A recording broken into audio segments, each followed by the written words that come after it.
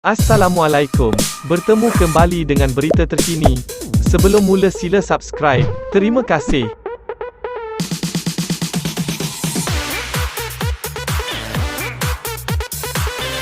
Putrajaya, Mahkamah Rayuan hari ini menolak rayuan seorang ahli perniagaan, J.R. Deepak Jaikishan, adik lelakinya serta syarikat mereka untuk menghidupkan saman terhadap Najib Razak, isterinya, Rosmah Mansor dan 3 yang lain berhubung dakwaan wujud konspirasi sehingga menyebabkan mereka mengalami kerugian.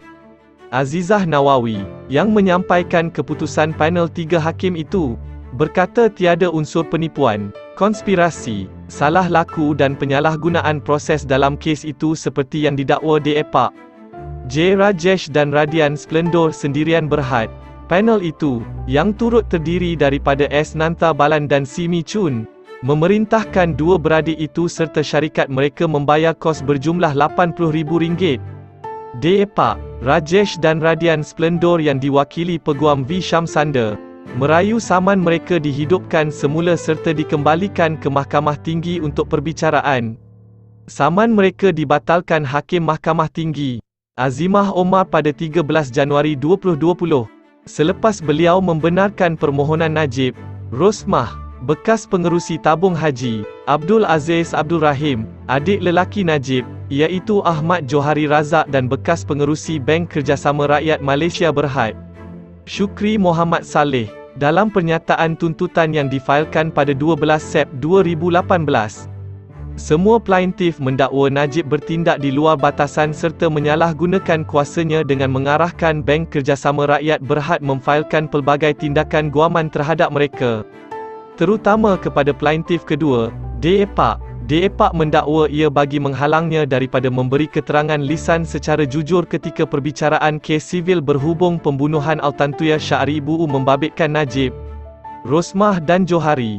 Plaintif juga mendakwa terdapat perjanjian bertarikh 24 Julai 2008 dengan Bank Kerjasama Rakyat Berhad atas arahan Syukri, yang bersetuju memberi dan menyediakan kemudahan pembiayaan wang sehingga RM98,888,750 dan sebagai balasan, mereka perlu menyerahkan hak mutlak serta kepentingan terhadap 80 unit pangsapuri dalam pembangunan, iaitu kondominium Palazzo Tower B. Plaintif mendakwa semua defendan melakukan tort konspirasi, penipuan, penyalahgunaan proses dan atau pelakuan yang tidak mengikut undang-undang dalam mencapai perjanjian penyelesaian tersebut.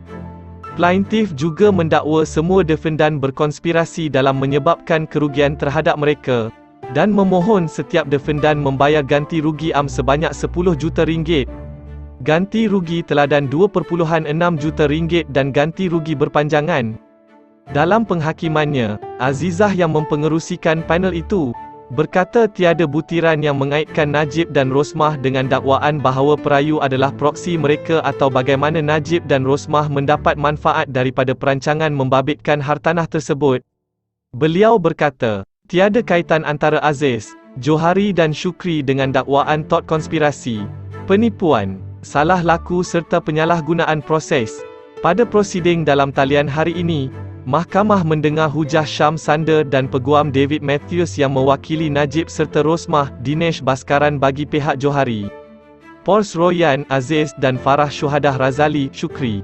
Semua peguam responden berhujah, rayuan itu hendaklah ditolak kerana saman difailkan terhadap anak guam mereka tidak dapat dipertahankan. Terdahulu, Shamsanda turut berhujah anak guamnya adalah proksi Najib serta isterinya dan terlibat dalam urus niaga membabitkan hartanah bagi pihak mereka. Sambil menambah kes itu melibatkan isu yang patut dibicarakan. Terima kasih kerana menonton.